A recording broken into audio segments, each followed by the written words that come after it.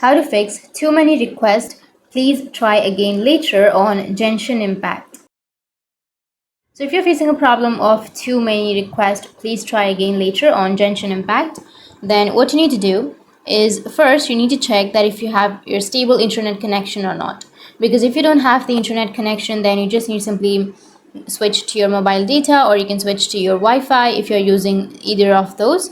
And you need to check the internet speed test and switch over to the different network.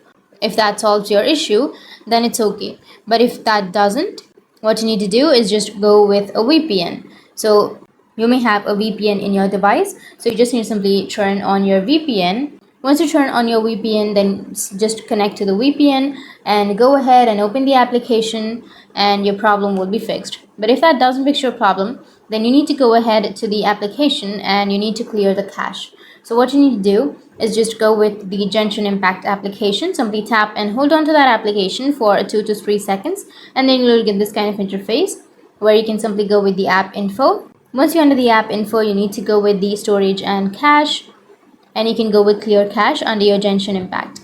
Once you've done that, your problem might be fixed.